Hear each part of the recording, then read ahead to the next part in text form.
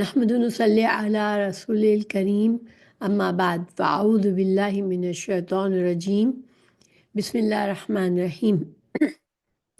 ہم قرآن مجید کی تفسیر کر رہے ہیں اور سورہ ملک کی 12ویں آیت پر ہیں، تو ہم شروع کرتے ہیں۔ اعوذ باللہ من الشیطان الرجیم بسم اللہ الرحمن الرحیم۔ ان الذین یخشون ربهم بالغیب لہم مغفرۃ واجر کبیر۔ یقیناً جو لوگ اپنے رب سے بغیر دیکھے ڈرتے ہیں ان کے لیے بڑی بخشش اور بڑا اجر ہے۔ تو دیکھیں پچھلی آیات میں اللہ سبحانہ تعالیٰ نے ان لوگوں کا ذکر فرمایا جنہوں نے رسولوں کی بات کو سنا ہی نہیں اور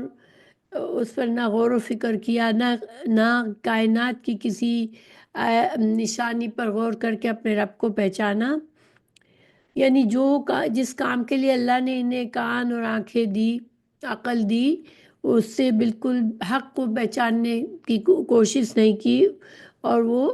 کفر میں پڑ گئے اور رسولوں کو جھٹلایا اور آخر کار جہنم میں داخل کیے گئے۔ اور جب جہنم میں انہیں داخل کیا جا رہا تھا تو ان سے جو جہنم کے داروغہ ہیں وہ پوچھتے ہیں کہ کیا تمہارے پاس کوئی ڈرانے والا نہیں تھا جو تم اپنے آپ کو ڈر جاتے اور اپنے آپ کو بچا لیتے اس برے انجام سے، دنیا میں ایمان لے آتے اور رسولوں کی بات پر چلتے؟ تو وہ کیا کہیں گے؟ وہ اعتراف کریں گے نہیں، رسول تو آئے تھے مگر ہم نے ان کو جھٹلا دیا اور ہم نے ان کی کسی بات پر کان نہیں لگائے۔ کاش ہم ان کی باتوں کو سن لیتے اور اپنی عقل سے کام لیتے تو ہم آج جہنم میں نہ داخل ہوتے۔ تو گویا وہ اپنے اعتراف جرم کریں گے اور اپنے برے انجام کو پہنچیں گے، کیونکہ آخرت کے اعتراف کا کوئی فائدہ نہیں ہے۔ جب سامنے آ گیا سب کچھ، حق سامنے آ گیا، قیامت کے روز جب ہر چیز سامنے ہے، انسان کا حساب کتاب ہو رہا ہے، اس کے برے اور اچھے اعمال اس کو دکھائے جا رہے ہیں، پھر اس کے برے انجام کو پہنچتا ہے، تو اب وہ اعتراف اگر کرتا ہے حق کا تو اس سے اسے کوئی فائدہ نہیں ہوگا۔ اسی لیے اب ان لوگوں کے ذکر کیا گیا جنہوں نے دنیا میں بالغیب یعنی انہوں نے اپنے رب کو نہیں دیکھا تھا، صرف کائنات کی نشانیوں پر غور و فکر کیا تھا، اور رسولوں نے جب حق کی بات بتائی تو انہوں نے اس کو سنا تھا اور اس پر غور و فکر کر کے انہوں نے بن دیکھے، نہ انہوں نے اپنے رب کو دیکھا، نہ انہوں نے آخرت کو دیکھا، نہ آخرت کے عذاب اور آخرت کے انعامات اور جنت کو دیکھا، مگر وہ ایمان لے آئے۔ اب ان کے بارے میں بتایا جا رہا ہے جو لوگ دنیا میں عقل سلیم کے تقاضے اور اللہ کے رسولوں اور اللہ کے نیک بندوں کے بتانے سے اللہ کو دیکھے بغیر، اللہ تعالیٰ کو دیکھے بغیر، اس کے فرشتوں پر، اللہ کے فرشتوں پر اور اللہ کے رسولوں اور یوم آخرت پر ایمان لائے، وہ اپنے رب سے ڈرتے رہے، برے انجام سے بچنے کی کوشش کرتے رہے، اپنی رب کی فرما برداری کی کوشش کرتے رہے تاکہ آخرت میں وہ برے انجام سے بچ جائے۔ اور اس سے اگر کوئی غلطی ہو بھی گئی تو ان کے بن دیکھے ڈرتے رہنے سے، چونکہ وہ بن دیکھے اللہ سے ڈرتے رہے تو اس وجہ سے اللہ تعالیٰ انہیں معاف فرما دیتا ہے۔ یعنی جو نیک بندے جو ایمان لے آتے ہیں ان سے بھی گناہ ہو جاتے ہیں، ان سے بھی غلطیاں ہو جاتی ہیں، کیونکہ انسان کامل نہیں ہے، کوئی انسان مکمل طور پر گناہوں سے پاک نہیں رہ سکتا، انسانوں سے گناہ ہوتے ہیں، اللہ کے نیک بندوں سے بھی گناہ ہوتے ہیں، لیکن جن کے دلوں میں اللہ کا خوف ہوتا ہے وہ اللہ سے معافی مانگ لیتے ہیں۔ اور اگر معافی مانگنے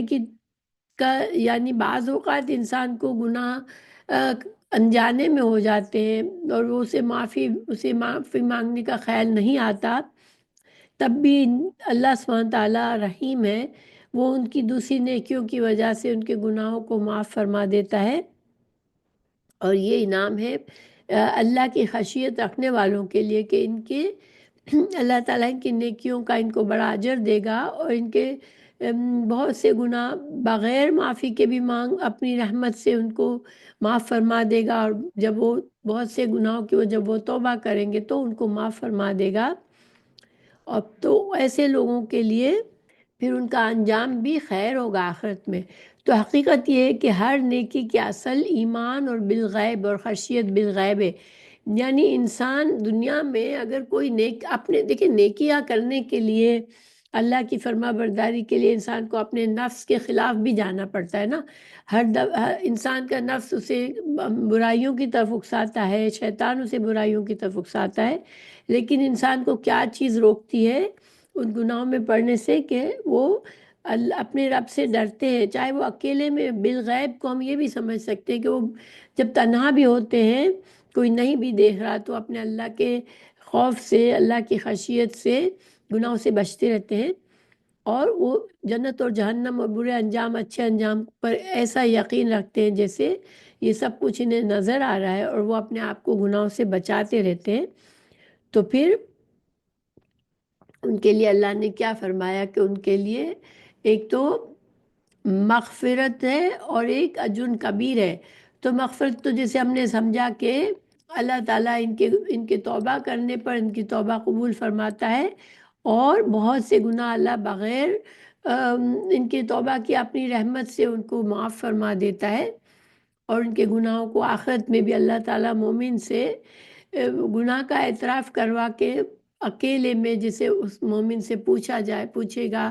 اللہ تعالیٰ بندے تو نے یہ گناہ کیے، وہ بندہ اعتراف کرے گا اور اللہ تعالیٰ اس کے گناہوں پہ پردہ رکھ دے گا، اسے معاف فرما دے گا۔ اور اجر کبیر، بہت بڑا اجر ہے ان کے لیے، اور وہ یہ اجر کبیر جو ہے، دیکھیں اگر ہم پیچھے دیکھیں، جنہوں نے ایمان نہیں لائے تھے، انہوں نے انبیاء علیہ السلام کو اور نیک لوگوں کو جنہوں نے انہیں اللہ سے ڈرانے کی کوشش کی، ان سے کہا تھا کہ تم بہت بڑی گمراہی میں ہو۔ تو یہاں ایسے نیک لوگوں کو اجر کبیر ہے، بہت بڑا اجر ہے، اور یہ جنت کی نعمت ہے ہمیشہ کی۔ پھر وَأَسِرُّوا قَوْلَكُمْ أَوِ اجْهَرُوا بِهِ إِنَّهُ عَلِيمٌ بِذَاتِ الصُّدُورِ۔ اس کا ترجمہ ہے تم اپنی بات کو چھپاؤ یا اسے بلند آواز سے کرو، برابر ہے، یقیناً وہ سینوں کی چھپی ہوئی باتیں بھی خوب جانتا ہے۔ تو دیکھیں شروع میں ہمیں اللہ کی قدرت کے بارے میں بتایا گیا، آسمان کی طرف ہماری توجہ کی گئی کہ دیکھو آسمان کتنا عظیم اللہ نے بنایا ہے، دیکھو اللہ کی یہ قدرتیں دیکھو۔ اور اب جو ہے پھر بیچ میں جن لوگوں کا ذکر آیا برے انجام کا، جنہوں نے جھٹلایا تھا انبیاء کرام کو، جو ایمان نہیں لائے تھے، پھر نیک لوگوں کا اجر بتا کے اب دوبارہ سے اللہ سبحانہ تعالیٰ نے اپنی قدرت کا بیان فرما رہے ہیں، وہ باتیں جو مخلوق کی استطاعت سے باہر ہے۔ شروع کی 7 آیات میں ان سے کفر کرنے والوں اور ان پر ایمان رکھنے والوں کا انجام ذکر فرمایا۔ اب دوبارہ اللہ تعالیٰ کی قدرتوں کا ذکر شروع ہوتا ہے۔ فرمایا تم اپنی بات چھپ کر کرو یا بلند آواز سے کرو، اللہ تعالیٰ سب جانتا ہے، بلکہ وہ اس سے بڑھ کر دلوں کے ارادے اور نیتیں جو زبان پر، اللہ تعالیٰ نے فرمایا تم اپنی بات چھپا کر کرو یا بلند آواز سے کرو، اللہ تعالیٰ سب جانتا ہے، بلکہ وہ اس سے بڑھ کر دلوں کے ارادے اور نیتیں جو زبان پر آ کر قول بننے کی منزل تک نہیں پہنچے، انہیں بھی جانتا ہے۔ یعنی ہمارے اندر جو سوچیں ہر وقت ہوتی ہے انسان کے، جس اندر جو خود اس کی زبان پر بھی نہیں آئی ہوتی، ہمارے جو خیالات ہیں، ہمارے جو ارادے ہیں،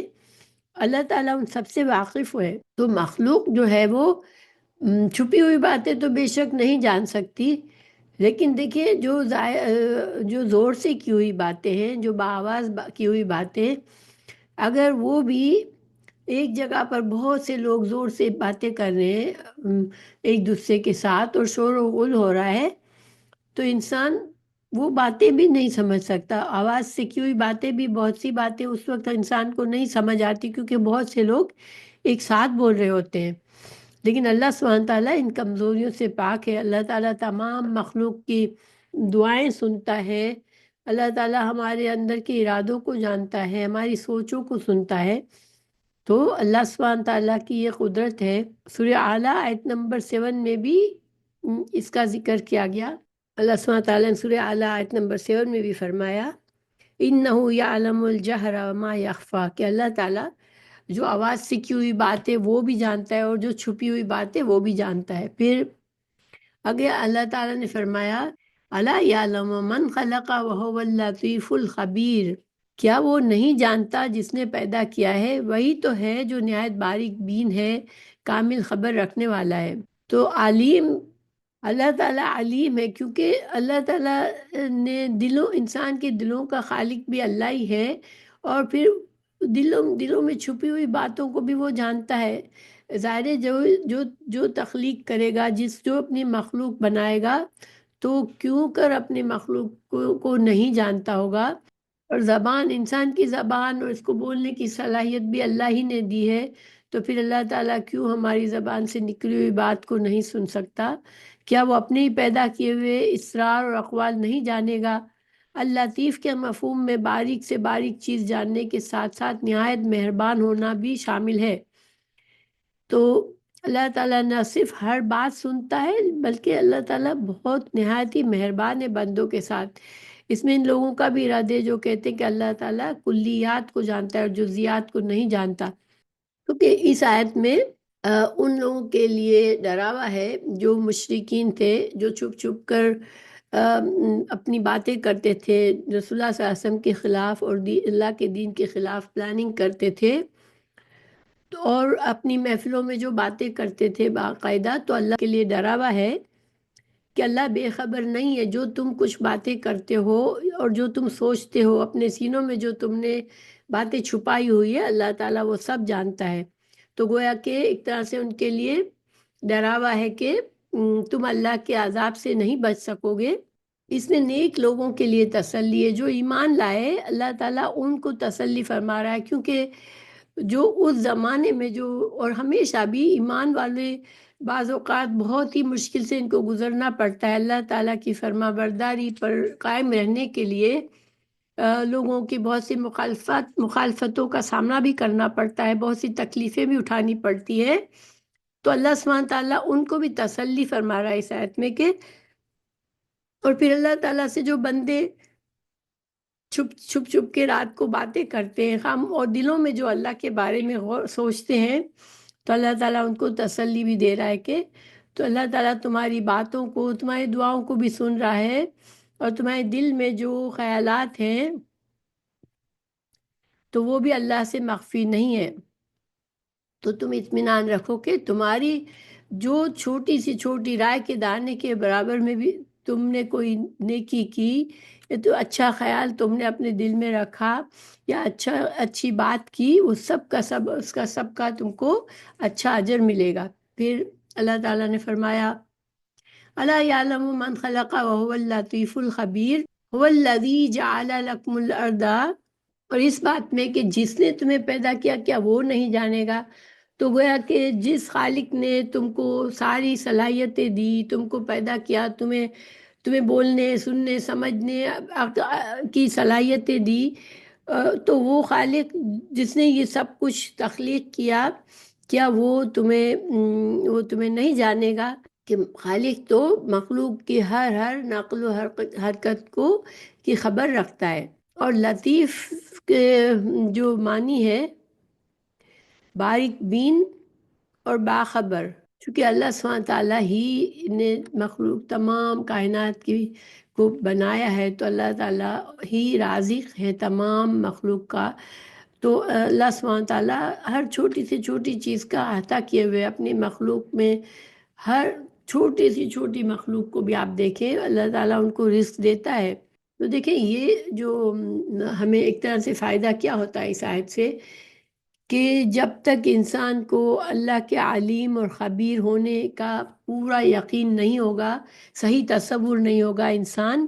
کے دل میں وہ خشیت پیدا ہی نہیں ہو سکتی۔ ٹھیک ہے، انسان اگر اس کو پورا یقین ہوگا کہ اللہ سبحانہ تعالیٰ میری ہر چیز سے واقف ہے، سب کچھ اس کے علم میں، تو پھر انسان اللہ کی نافرمانی کے کام کرتے ہوئے ڈرے گا۔ اور لفظ لطیف میں اللہ سبحانہ تعالیٰ کے نہایت مہربان ہونے کا بھی اشارہ ہے کہ اللہ سبحانہ تعالیٰ جب اپنی مخلوق کو جانتا ہے تو اپنی مخلوق کی چھوٹے سے چھوٹی ضرورت کو بھی سمجھتا ہے، اور اللہ تعالیٰ سب کو رزق بھی اللہ ہی دیتا ہے۔ پھر وَأَسِرُّوا قَوْلَكُمْ أَوِ اجْهَرُوا بِهِ إِنَّهُ عَلِيمٌ بِذَاتِ الصُّدُورِ۔ پھر اللہ تعالیٰ نے فرمایا آیت نمبر 15 میں هُوَ الَّذِي جَعَلَ لَكُمُ الْأَرْضَ ذُلُولًا فَامْشُوا فِي مَنَاكِبِهَا وَكُلُوا مِن رِّزْقِهِ وَإِلَيْهِ النُّشُورُ۔ اللہ تعالیٰ نے فرمایا کہ وہی ہے جس نے تمہارے لیے زمین کو تابع بنا دیا، سو اس کے کندھوں پر چلو اور اس کے دیے ہوئے میں سے کھاؤ، اسی کی طرف دوبارہ اٹھ کر جانا ہے۔ تو زمین کو ذلول کا مطلب ہوتا ہے تابع فرمان ہونا، ٹھیک ہے؟ جیسے کہ ایک جانور کو سدایا جاتا ہے تو وہ اپنے مالک کے حکم پر سر جھکا کے چلتا رہتا ہے، تو زمین بھی کو اللہ تعالیٰ نے، اتنی بڑی زمین کو اللہ تعالیٰ نے تابع فرمان بنا دیا ہے ہمارے لیے کہ زمین سرکشی نہیں کرتی۔ زمین کو اس چوپاہے کے ساتھ تشبیہ دی ہے جو پوری طرح انسان کے تابع ہوتا ہے، خواہ اس پر سواری کرے یا ہل میں جوتے، یعنی اس پر چل پھر سکتے ہیں۔ زمین ذلول کیوں ہے کہ زمین پہ انسان چلتا ہے، پھرتا ہے، اس کو کھودتا ہے، اس میں اپنے لیے کچھ اگاتا ہے، اس میں اپنے لیے رہنے کے لیے گھر بناتا ہے، اس کے اندر سے، زمین کے اندر سے اپنے فائدے کی چیزیں نکالتا ہے۔ اللہ تعالیٰ نے پہاڑوں کو بنایا زمین تاکہ زمین پر ہر وقت زلزلے نہ آئے، تو انسان سکون سے رہتا ہے اس زمین پر۔ اگر زمین لوہے کی طرح سخت ہوتی تو انسان اس کے اندر کچھ نہ اگتا، نہ ہی انسان اس پر عمارتیں بنا سکتا، نہ ہی نہریں اور کنویں کھودے جا سکتے، اور انسان اور جانوروں کے رزق کا انتظام ہوتا۔ تو اسے ضرورت سے زیادہ نرم بھی نہیں بنایا، یعنی دیکھیں اللہ تعالیٰ نے ایک بیلنس رکھا ہے۔ زمین اگر اتنی بالکل نرم ہوتی کہ انسان پیر رکھتا اور اس کا پیر زمین کے اندر چلا جاتا تو اب بھی انسان اس پر چل پھر نہیں سکتا تھا۔ اگر زمین اتنی سخت ہوتی کہ اس پتھر کی طرح، یعنی کہ لوہے کی طرح ہوتی، تو نہ اس کو انسان کھود سکتا، نہ اس میں سے اپنے کچھ فائدے نکال سکتا، نہ اس پر کچھ تعمیر کر سکتا۔ زمین کو اللہ تعالیٰ نے ایسا بیلنس رکھا ہے۔ اور دیکھیں اگر ہم سائنس کے لحاظ سے بھی دیکھیں تو جو زمین کی کشش ہے، جیسے کہ ہمیں پتہ چلتا ہے کہ ہر سیارے میں کشش ہوتی ہے، تو زمین کی کشش کو بھی اتنا بیلنس رکھا ہے اللہ نے کہ نہ انسان، جیسے کہ خلا میں جا کر انسان زمین پر پیر نہیں رکھ سکتا، کسی سیارے پر چلا جائے، چاند پر چلا جائے تو وہ زمین پر پیر رکھ کے جس طرح ہم زمین پر چلتے اس طرح وہاں نہیں چلا جا سکتا، کیونکہ انسان کو جیسے ہلکا ہوتا ہے، اور وہ کشش جو سیارے کی ہوتی ہے وہ انسان کو زمین کے ساتھ لگا کے چلنے پھرنے نہیں دیتی، اور زمین سے انسان اوپر اٹھ جاتا ہے۔ اور کچھ سیاروں میں اتنی زیادہ کشش ہوتی ہے کہ اس پر چلنا ناممکن ہوتا ہے۔ انسان بالکل جیسے اگر ہم دیکھیں جو مقناطیس ہوتا ہے، اس پر کوئی چیز لوہے کی اس کے سامنے آتی ہے تو اس سے چپک جاتی ہے، تو اگر زمین کی کشش ایسی ہوتی کہ وہ چیزوں کو ہم انسانوں کو اتنا کھینچ لیتی اپنی طرف کہ انسان اس سے بالکل چمٹے ہوئے ہوتے، تب بھی وہ بیکار ہوتا ہے، انسان کچھ نہ کر سکتا۔ یعنی کہ زمین بھی تمہارے لیے ایسے ہی مسخر کی ہے جیسے ایک جانور، مطیع اور فرما بردار جانور پر تم سواری کرتے ہو، اس پر سامان لاتے ہو، اور جہاں چاہتا ہے انسان اس زمین پر چلتا پھرتا ہے۔ پھر اللہ تعالیٰ نے فرمایا کلو من رزق ہی، اس کے دیے ہوئے میں سے کھاؤ، مگر آزادی سے نہیں بلکہ یہ سمجھتے ہوئے کہ اس کا دیا ہوا کھا رہے ہو، اور آخرکار تمہیں اپنے رب کے سامنے حاضر ہونا ہے جو تم سے ایک ایک چیز کا حساب لے گا، اور اسے کن ذرائع سے حاصل کیا اور کہاں خرچ کیا۔ دیکھیں زمین کے سے رزق اللہ تعالیٰ ہمیں مہیا کرتا ہے، تو یہ رزق ہم نے کچھ نہیں کیا، اللہ تعالیٰ کے ہم پر اللہ سبحانہ تعالیٰ کا یہ فضل اور کرم ہے کہ وہ ہمیں رزق دیتا ہے۔ تو رزق کی بھی ایک اللہ کی نعمت ہے، اس لیے ہمیں جو بھی رزق دنیا میں ملتا ہے اس کے لیے ہمیں اللہ کی نافرمانی کے بجائے ہمیں اللہ کی فرما برداری اور شکر گزاری کے ساتھ ہم ان چیزوں کو استعمال کرنا چاہیے۔ پھر اللہ تعالیٰ نے فرمایا الیہ النشور، تو یہاں پر الیہ النشور سے ہمیں کیا بتا دیا گیا کہ یہ سب کچھ نعمت اللہ نے ذکر فرمائی، زمین کو جیسے بنایا اور زمین میں جو فائدے تمہارے لیے رکھے، تو اس کا تم ان کو استعمال کر کے اللہ کا کتنا شکر کرتے ہو، ایمان لاتے ہو اللہ پر بالغیب اور اللہ کی فرما برداری میں زندگی گزارتے ہو، کیونکہ پھر تمہیں اللہ ہی کی طرف لوٹنا ہے اور پھر تمہارا حساب کتاب ہوگا اور اس کے مطابق تمہارا انجام ہوگا۔ پھر آگے اللہ نے فرمایا آمین تم من فی السماء ان یخسف بکم الارض اذا ہی تمور، اب اللہ تعالیٰ نے آسمان کی طرف توجہ دلائی کہ تمور کا مطلب ہے حرکت کرنے لگے، یعنی زبردست زلزلے سے زلزلے لگے۔ آمین تم من فی السماء ان یخسف بکم الارض، تو یعنی کہ اب اللہ سبحانہ تعالیٰ اس بات کی طرف توجہ دلا رہے ہیں کہ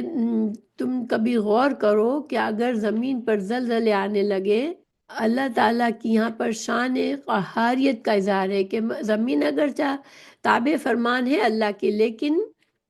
انسان اس کو جسے چاہتا ہے اس کو اپنے تصرف میں لاتا ہے، لیکن اسی آسمان والے کی ملکیت ہے اور وہ چاہے تو تمہیں اس کے اندر دھسا دے، جس طرح قارون کو دھسا دیا گیا تھا۔ تو قارون کا قصہ ہم نے پڑھا ہے قرآن میں کہ وہ اللہ نے اسے بہت زیادہ نعمتیں دی، مگر وہ تکبر کرتا تھا اور سمجھتا تھا یہ سب کچھ میری اپنی عقل اور میری صلاحیتوں کا نتیجہ ہے، جو میں نے یہ سب کچھ کمایا ہے۔ اللہ سبحانہ تعالیٰ نے اسے زمین میں دھسا دیا تھا۔ اللہ جب چاہے، جب بھونچال آ جائے، زلزلے آ جائے، لہٰذا اس اللہ کی زمین پر سرکش اور خود مختار ہو کر نہیں رہنا ہے، بلکہ فرما برداروں کی طرح ڈرتے ہوئے زندگی بسر کرنا ہے۔ اور یہ ذکر دوسری جگہوں پر بھی آیا ہے، سورہ الانعام میں، سورہ کہف، سورہ الانعام 65، سورہ کہف 28-29 میں بھی اللہ سبحانہ تعالیٰ نے یہ بات فرمائی ہے۔ اللہ سبحانہ تعالیٰ نے سورہ الانعام کی آیت نمبر 65 میں فرمایا قُلْ هُوَ الْقَادِرُ عَلَىٰ أَن يَبْعَثَ عَلَيْكُمْ عَذَابًا مِّن فَوْقِكُمْ أَوْ مِن تَحْتِ أَرْجُلِكُمْ أَوْ يَلْبِسَكُمْ شِيَعًا وَيُذِيقَ بَعْضَكُمْ بَأْسَ بَعْضٍ انظُرْ كَيْفَ نُصَرِّفُ الْآيَاتِ لَعَلَّهُمْ يَفْقَهُونَ۔ سورہ انعام آیت 65 میں اللہ تعالیٰ نے فرمایا آپ کہیے کہ اس پر بھی وہی قادر ہے کہ تم پر کوئی عذاب تمہارے اوپر سے بھیج دے یا تمہارے پاؤں تلے سے، یا کہ تم کو گروہ گروہ کر کے سب کو بھڑا دے، یعنی آپس میں لوگ ایک دوسرے کے خلاف ہو کر لڑنے جھگڑنے لگے، ایک دوسرے کو قتل و غارت کرنے لگے اور تمہارے ایک کو دوسرے کی لڑائی چکھا دے۔ آپ دیکھیے تو صحیح ہم کس طرح دلائل مختلف پہلوؤں سے بیان کرتے ہیں، شاید وہ سمجھ جائیں۔ تو دیکھیے آسمان سے اللہ تعالیٰ بارش کی کثرت ہو یا پتھر کے ذریعے سے عذاب یا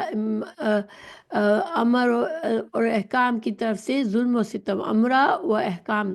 یعنی کہ یہاں پر کچھ جو صورتیں بتائی عذاب کی، یا تو آسمان سے کوئی ایسا طوفانی بارش ہو جائے جس سے نقصان ہو انسانوں کو، یا اولے برسنے لگے، یا پھر پتھر کے ذریعے سے عذاب، یعنی کہ زلزلے وغیرہ سے زمین سے کوئی تم پر عذاب آ جائے، یا تم پر ایسے لوگوں کو اللہ تعالیٰ حاکم بنا دے جو تم پر ظلم ستم کرے، تو یہ سب کچھ اللہ کر سکتا ہے۔ پاؤں کے تلے سے کیا مصیبت آ سکتی ہے، زمین میں دھس جانا، طوفانی سیلاب آنا، سب جس میں سب غرق ہو جاتے ہیں، یا جو ہمارے ماتحت ہوتے ہیں، غلام ہوتے ہیں انسانوں کے، جو نوکر ہوتے ہیں، نوکر چاکر ہوتے ہیں، وہ انسان پر عذاب بن جائیں کہ وہ بددیانتی کرے، خیانت کرے، ہمیں نقصان پہنچائے، تو یعنی کہ یہ سارے کچھ مشکلات انسان کو آ سکتی ہے۔ اور جب لوگوں دیکھیں امن و امان جب ہوتا ہے تو انسان سکون سے زندگی گزارتا ہے، لیکن جب انسان کے خلاف ہو جاتا ہے، لوگوں کے اندر دشمنی ہو جاتی ہے، ایک گروہ دوسروں کا دشمن ہے، پھر قتل و غارت ہوتی ہے، لڑائیاں ہوتی ہیں۔ حدیث میں نبی کریم صلی اللہ علیہ وسلم نے فرمایا، میں نے اللہ سے 3 دعائیں کی کہ نمبر 1 میری امت غرق کے ذریعے ہلاک نہ کی جائے، پھر دوسری دعا کی قحط عام کے ذریعے اس کی تباہی نہ ہو، اور تیسری آپس میں ان کی لڑائی نہ ہو۔ اللہ تعالیٰ نے پہلی 2 دعائیں قبول فرما لی اور تیسری دعا سے مجھے روک دیا۔ یعنی اللہ سبحانہ تعالیٰ نے چونکہ انسانوں میں خرابی آتی ہے، ٹھیک ہے، انسان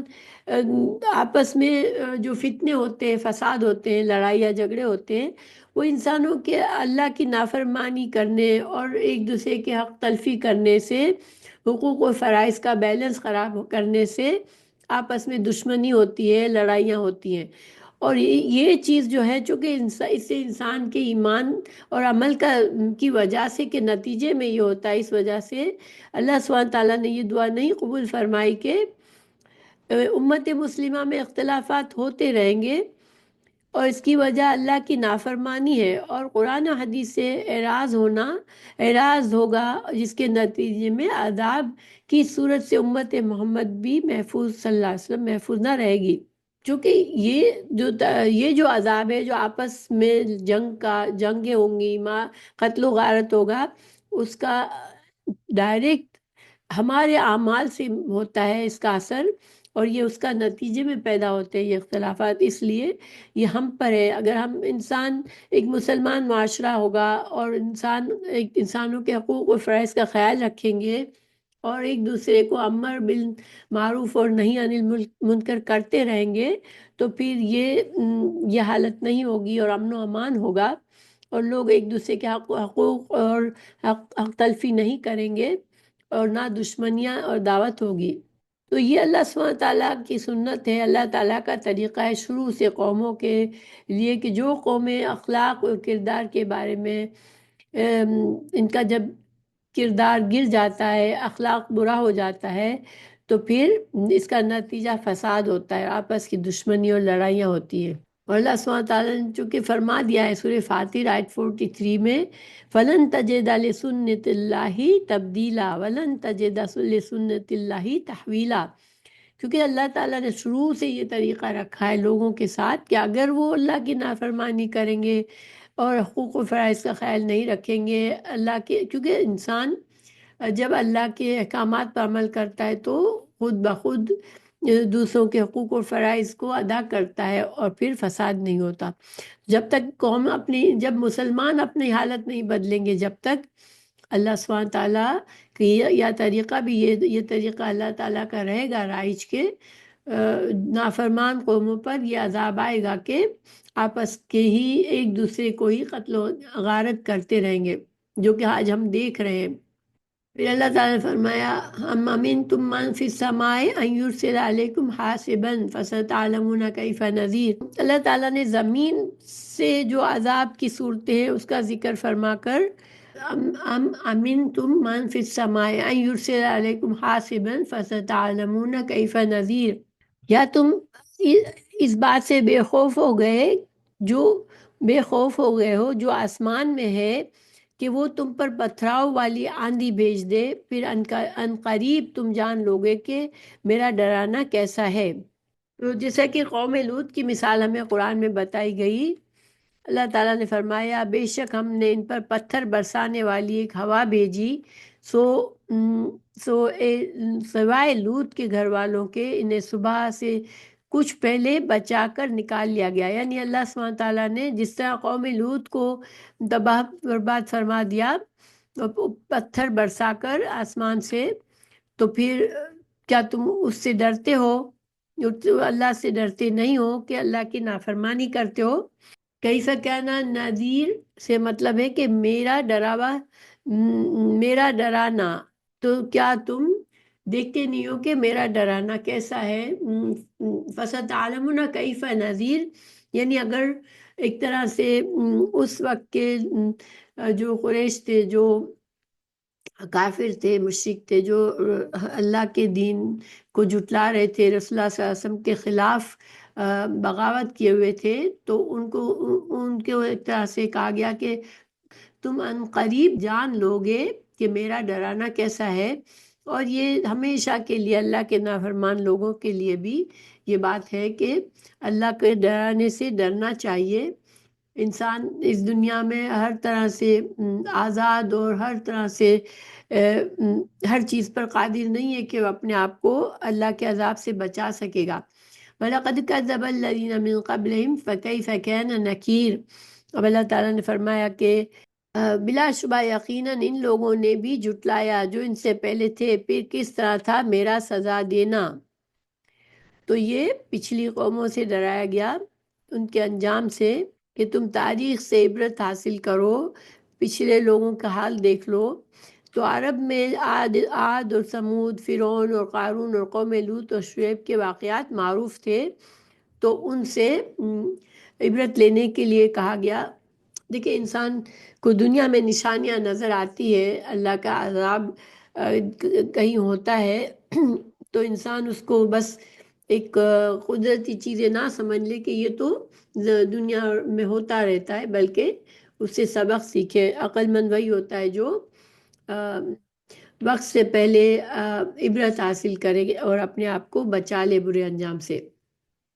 پھر اللہ تعالیٰ نے فرمایا اولم يروا الى الطير فوقهم صافات ويقبضن ما يمسكهن الا الرحمن انه بكل شيء بصير۔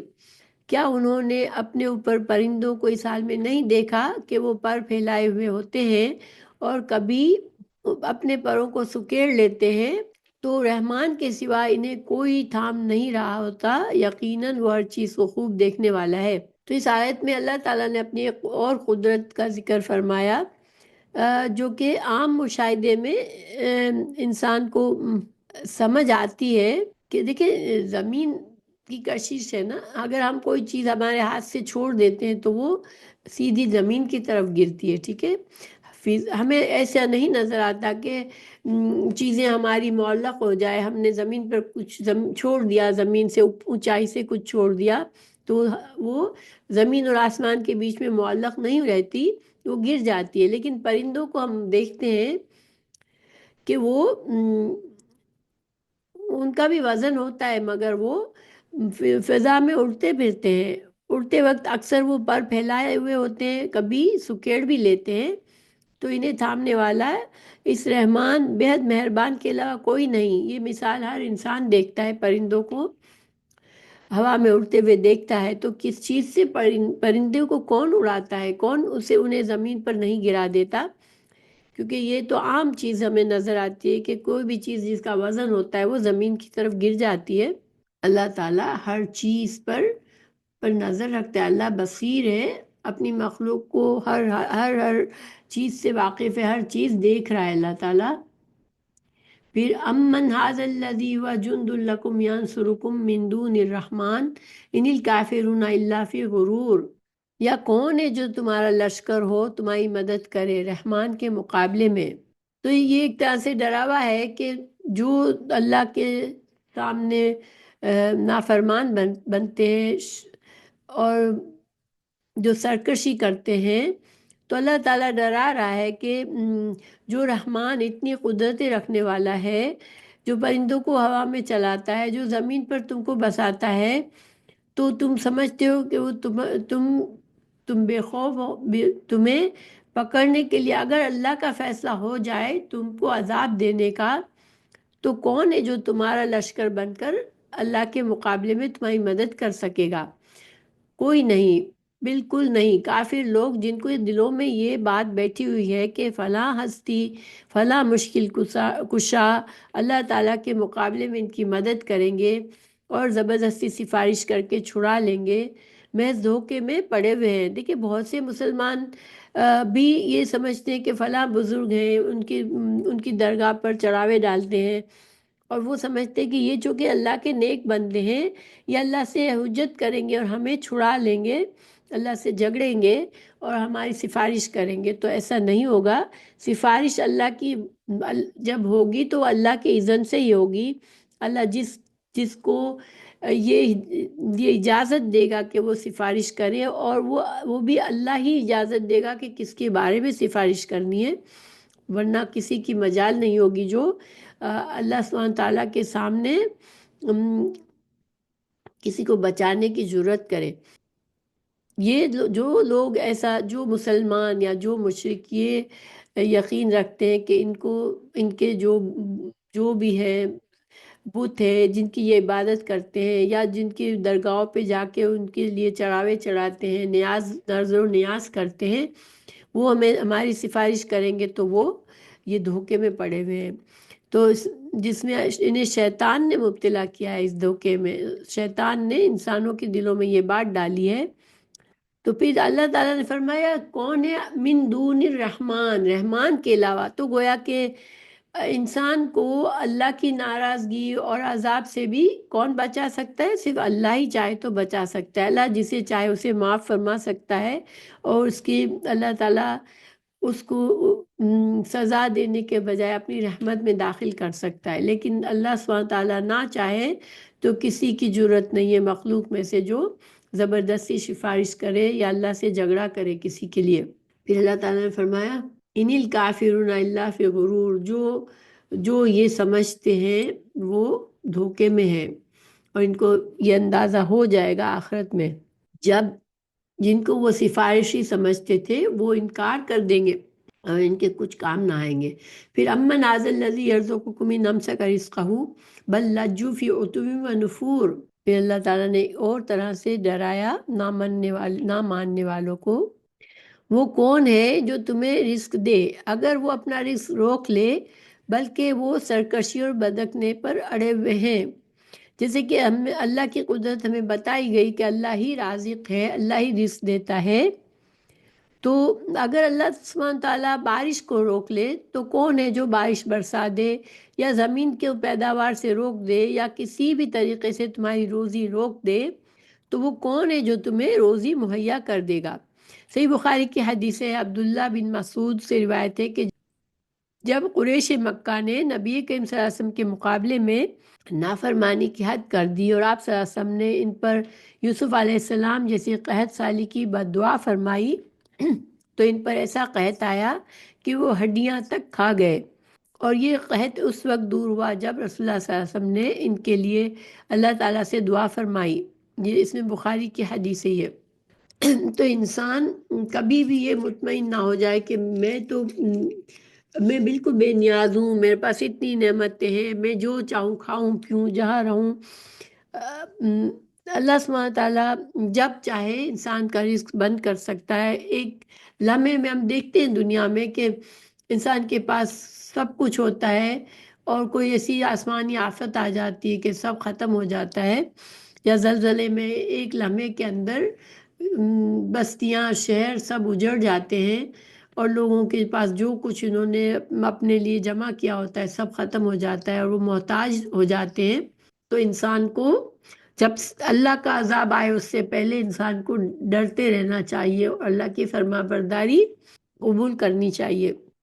بل لجوا فی عتو و نفور، بلکہ وہ سرکشی اور بدکنے پر اڑے ہوئے ہیں، کیونکہ جب انسان اللہ کی نافرمانی کرتا ہے تو اس کی سننے دیکھنے کی صلاحیتیں، سوچ سمجھنے کی صلاحیتیں ختم ہو جاتی ہے، مہر لگ جاتی ہے، پھر وہ اپنی اس غرور، تکبر اور نافرمانی اور انکار حق میں ہی لگا رہتا ہے، اسی میں وہ خوش ہوتا ہے۔ افمن یمشی مکبا علی وجہہ اہدی امن یمشی سویا علی صراط مستقیم۔ اللہ تعالیٰ نے فرمایا کہ کیا وہ شخص جو اپنے منہ کے بل الٹا ہو کر چلتا ہے زیادہ ہدایت والا ہے، یا وہ جو سیدھا ہو کر درست راستے پر چلتا ہے؟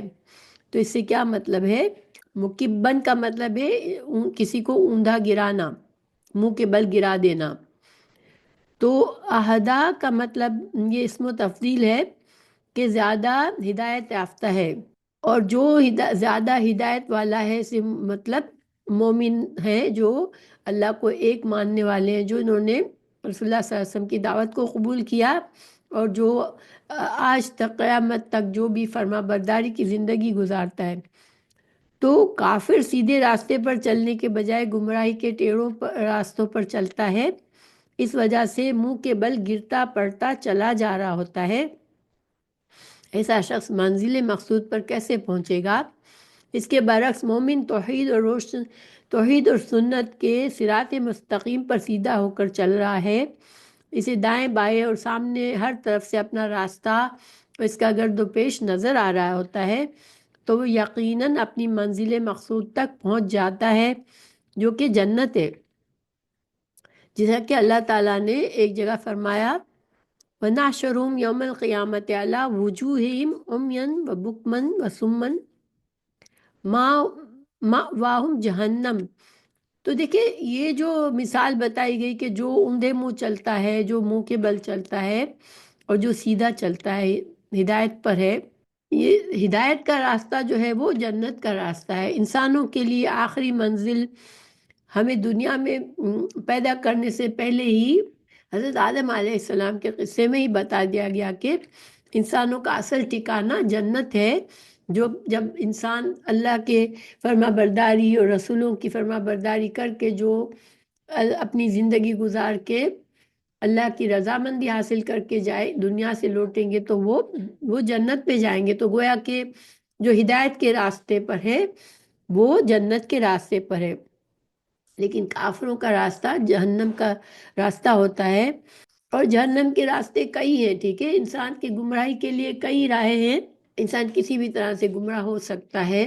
اگر اس نے سیدھے راستے کو قبول نہیں کیا تو وہ کسی نہ کسی طریقے سے گمراہی کے کسی نہ کسی راستے پہ چل رہا ہوتا ہے۔ تو یہ دونوں برابر نہیں ہوتے، دونوں کی منزل بھی برابر نہیں ہوگی۔ سیدھے راستے پر چلنے والے جنت میں جائیں گے،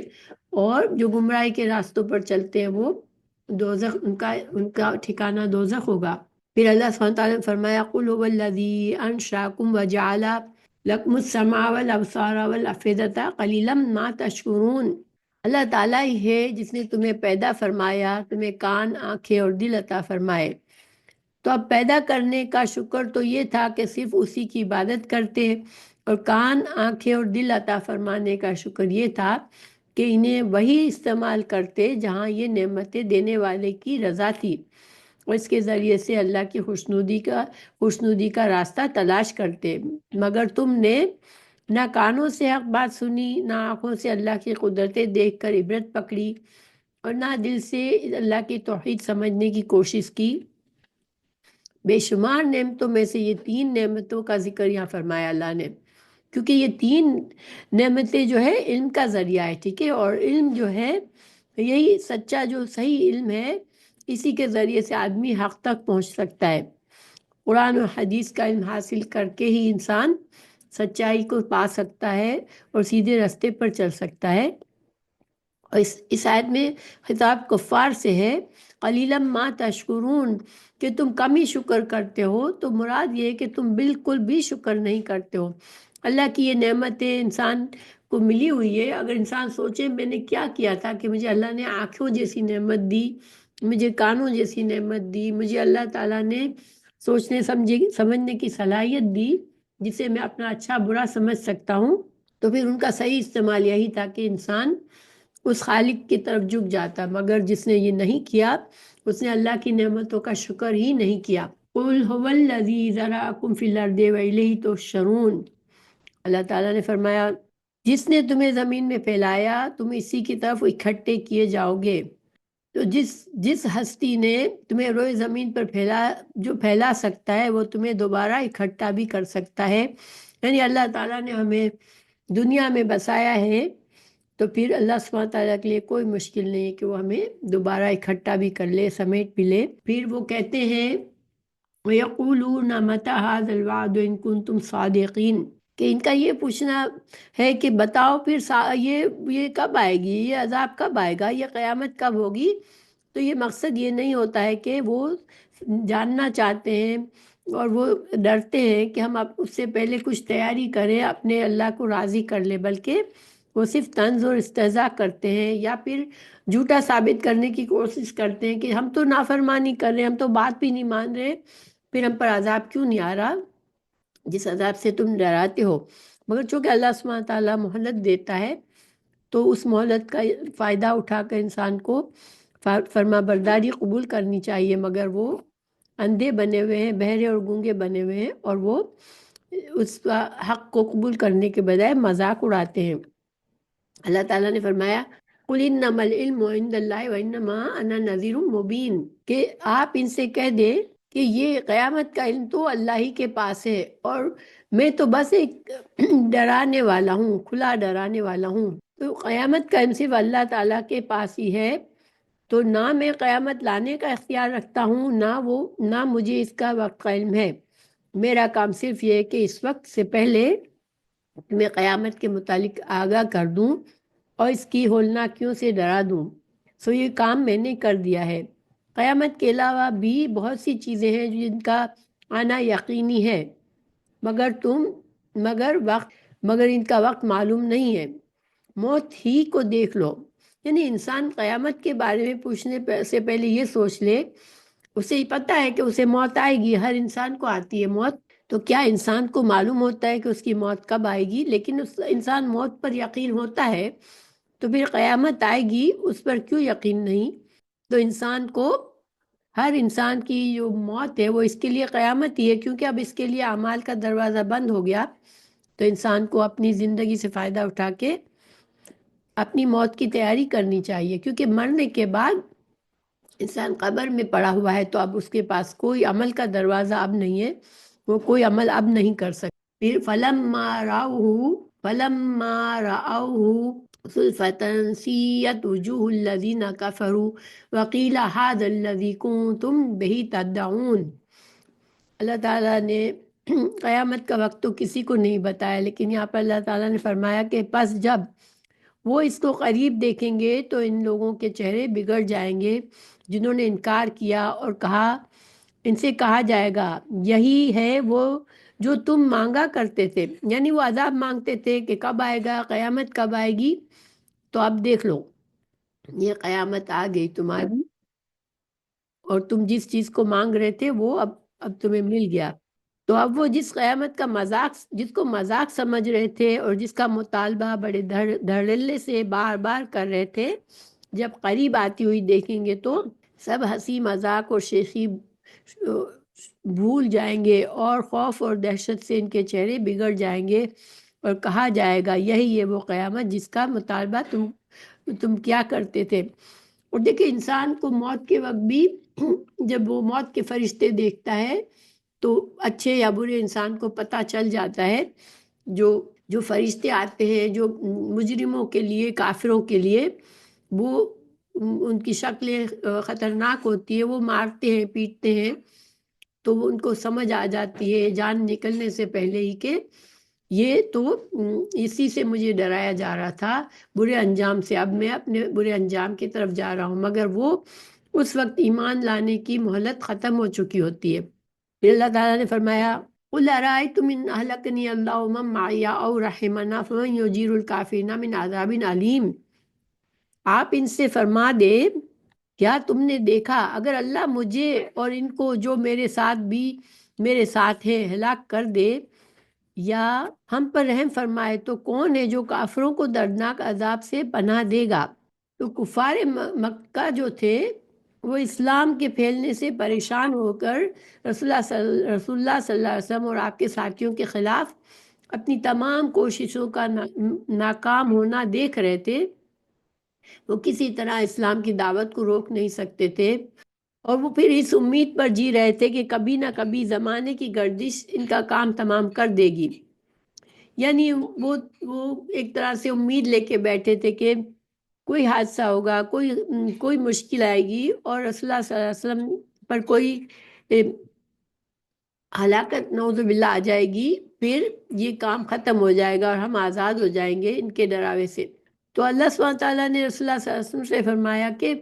تم ان سے کہو کہ مجھے اور میرے ساتھیوں کو اللہ تعالیٰ ہلاک کر دے یا ہم پر رحم کرے، تو تمہیں اس سے کیا غرض ہے؟ تم اپنی فکر کرو کہ کفر کے نتیجے میں جو عذاب علیم تم پر آنے والا ہے اس سے تمہیں کون بچائے گا، کیونکہ ہر انسان اپنے اعمال کا ذمہ دار ہے۔ اس طرح ان کو کہا گیا کہ تم اپنے اپنے اعمال کی فکر کرو، جو تم کر رہے ہو تو برا انجام تمہاری طرف آئے گا۔ قل هو الرحمن آمنا به وعلیہ توکلنا فستعلمون من هو فی ضلال مبین۔ آپ ان سے فرما دے وہ بے حد رحم والا ہے، ہم اس پر ایمان لائے اور ہم نے اسی پر بھروسہ کیا، تو تم ان قریب جان لوگے کہ کون ہے جو کھلی گمراہی میں ہے، یعنی وہ ہمیں ہلاک کر دے یا ہم پر رحم کرے، دونوں صورتوں میں ہماری امید ہے اللہ ہی سے وابستہ ہے، وہی رحمان ہے، کوئی اور نہیں جو ہم پر رحم کر سکے، ہمارا اس پر ایمان اور اسی پر بھروسہ ہے۔ تم جو اس کے علاوہ بھی کسی سے رحم کی امیدوار اور طلبگار ہو، بہت جلد آنکھیں بند ہوتے ہی جان لوگے کہ ہم میں سے صحیح گمراہ کون تھا، یعنی کہ جو مشرکین تھے وہ تو اپنے بتوں سے امید لگائے بیٹھے تھے کہ وہ ہمیں بچائیں گے، لیکن مومن کیا کرتا ہے، چاہے مشکل اس کے اوپر آئے، دنیا تو چونکہ آزمائش کی جگہ ہے، تو اگر کوئی مشکل بھی آتی ہے تب بھی، اور کوئی انعام میں بھی ہے، کوئی رحمت اللہ کی ہے، ہر طرح سے وہ خوشیوں میں ہے، پھر بھی ہر صورت میں مومن کا بھروسہ صرف اللہ پر ہی ہوتا ہے، اور اللہ ہی سے اچھی امید کے تحت وہ کام کرتا ہے کہ وہ نیکیاں کرتا ہے، نیکی کے کام کرتا ہے کہ اللہ اسے اچھا انجام دے گا۔ مگر جو برے لوگ ہیں، جو کافر ہیں، جو مشرک ہیں، جو گناہ گار ہیں، جو حق کو جھٹلاتے ہیں، وہ جب ان کو موت آئے گی تو وہ جان لیں گے کہ ہم ہی گمراہ تھے، یہ مسلمان، یہ مومن تو فائدے میں رہ گئے، ہم ہی گمراہ تھے اور ہم ہی نقصان میں رہے۔ پھر اللہ تعالیٰ نے فرمایا قُلْ أَرَأَيْتُمْ إِنْ أَصْبَحَ مَاؤُكُمْ غَوْرًا فَمَنْ يَأْتِكُمْ بِمَاءٍ مَعِينٍ۔ کہہ دے کیا تم نے دیکھا اگر تمہارا پانی گہرا چلا جائے تو کون ہے جو تمہارے پاس بہتا ہوا پانی لے آئے۔ تو اس آیت کے متعلق ایک واقعہ بیان کیا جاتا ہے کہ ایک ملحد کے پاس یہ آیت پڑھی گئی تو اس نے کہا اگر وہ پانی گہرا چلا جائے گا تو سیاح اور بیلچے سے اسے نکال لائیں گے، تو اس کی آنکھوں کا پانی خشک ہو گیا۔ اللہ تعالیٰ ہمیں اور اپنی آیات کی اللہ تعالیٰ ہمیں اپنی اور اپنی آیات کی گستاخی سے اپنے گناہ اپنی پناہ میں رکھے۔ یعنی اس نے مذاق اڑایا اس مشرک نے کہ اچھا پانی گہرا چلا جائے گا تو کیا ہوگا، تو میں گہرائی سے نکال لوں گا۔ اس نے بڑے اس سے کہا تو اس کو فوراً اس کے ساتھ کیا ہوا کہ اس کی آنکھوں کا پانی خشک ہو گیا۔ دیکھیے ہمارے جسم میں پانی کا ہونا بہت ضروری ہے، اگر انسان کے جسم کا پانی خشک ہو جائے تو انسان زندہ نہیں رہ سکتا، تو اس کی آنکھوں سے ہی نمی ختم ہو گئی۔ اللہ تعالیٰ ہمیں ایسی کبھی بھی کوئی اللہ کی آیتوں کی گستاخی نہ کریں، اللہ ہمیں محفوظ رکھے۔ چونکہ پچھلی آیت میں اللہ نے فرمایا تھا کہ اگر اللہ تعالیٰ اپنا رزق روک لے